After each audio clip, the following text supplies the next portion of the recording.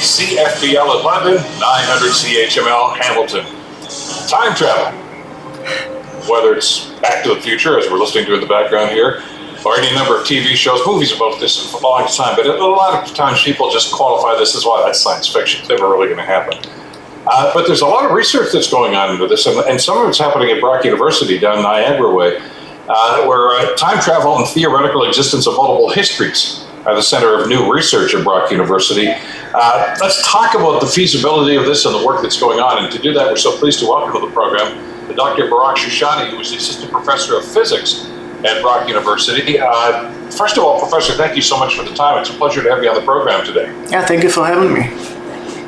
I just mentioning before you joined us, Professor, that some people may listen to this and say, time travel, come on, that's never really going to happen. But 40 years ago, if I said I'm going to have my little computer in my shirt pocket, everybody said, you're crazy. But science is wonderful, and science is amazing, and science is ever-changing. Talk to us about the feasibility of time travel and what you've done with your studies. Right. So, first of all, I think it's important to stress that this is just a completely theoretical, mathematical research. Sure. No one is building a time machine anytime soon. The question of whether time travel is possible is still an open question. So we don't know if it is possible, but also we don't know that it is not possible. So, it requires a lot more research and possibly some more advanced theories of physics than what we have right now. In my research, what I'm doing is I'm just assuming that time travel is possible, and then what are going to be the consequences of that. And again, we've seen this characterized. I don't want to reference too much into the fiction of this. The movies like The Back to the Future and so many others. I remember Time Tunnel and a bunch of other TV shows that have been into this, and different configurations and machinations about how this is supposed to work.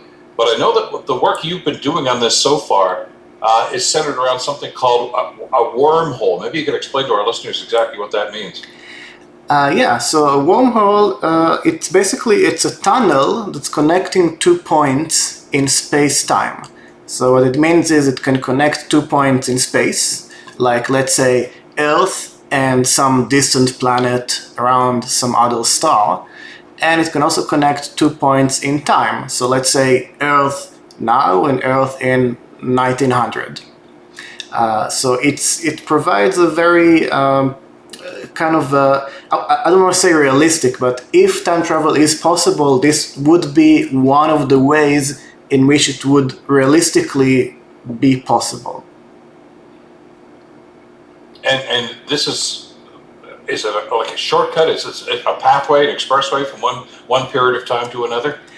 Yes. So, usually you see it a lot in science fiction as well when it comes to traveling between distant stars, because the distance to stars can be hundreds or thousands of millions of light years, meaning that it's going to take you hundreds or thousands or millions of years to get there if you travel at normal speeds. But if you have a shortcut from here to some planet 100 light years away, then you can just pass through the wormhole and immediately emerge on the other side. So this is what you usually see wormholes used for in science fiction, is just to travel faster than light. But in fact, you can make a wormhole into a time machine, and there has been some research into that. Now, there are consequences and variables involved in this too. And again, just the very rudimentary stuff that I've read about some of the work that you've done here.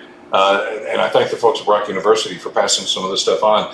So we talked about wormholes, which, as you mentioned, is kind of a shortcut. But a series of paradoxes too that one might encounter should they pursue this. And you talk about let's talk about the grandfather paradox and exactly what that would entail. Because again, from a theoretical standpoint, Professor, a lot of people are figuring, okay, like in Back to the Future with Marty McFly, I'm going to go back in time and make sure that my mom and dad meet, or they don't meet, or the case might be, and the consequences of that. And I guess it made for a great, movie script. Mm-hmm. But from a practical standpoint, can that happen, and should it happen? Right. So that's the thing is that, in movies, usually a paradox is something that some character can create and they need to avoid creating it. And like if you meet your past self, then the space-time continuum, explodes or something. But in actual physics, when we talk about the paradox, it's not an event that can happen. It's actually just an inconsistency in the theory or in the mathematics of the theory that points to the theory being incorrect. So that means if time travel leads to paradoxes, then either time travel is impossible because these paradoxes cannot actually happen, or there is some mechanism to avoid these paradoxes and make the theory consistent, in which case it could happen. And I know the example that I was reading about here is, I referenced it as the grandfather paradox. Somebody goes back in time and tries to make sure that their grandparents don't actually get together. And if they were successful in doing that back in that time, essentially they wouldn't have existed. So how could they have existed to go back in time? I know it's kind of getting a metaphysical quagmire here for a lot of people. But Yeah. It's obviously it's a consequence that needs to be dealt with if you're going to go down this avenue, though, isn't it? Exactly, and that's what the paper really is about.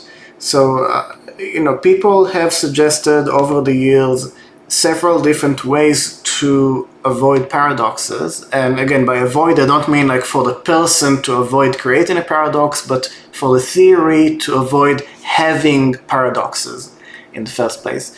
And so the first of these suggestions is called the Hawking Chronology Projection Conjecture, which is a conjecture by Hawking.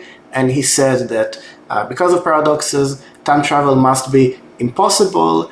And he also tried to prove it, and other people tried to prove it, but they couldn't. There's been some progress into it, but there's no actual proof.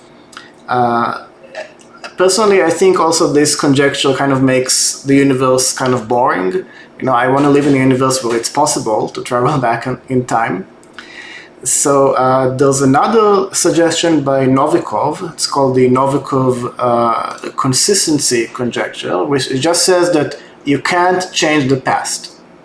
So you can go back, you can try to change the past as much as you want, but it's not going to work. Like if you try to separate your grandparents, then somehow you're going to be the one that causes them to meet in the first place, or something weird like that. And then finally, there is the idea of multiple histories, which is simply that you go back in time, you make a change, you then create a new history that is independent of the original history. So if you are not born in the new history, you are still born in the original history, and therefore there is no paradox.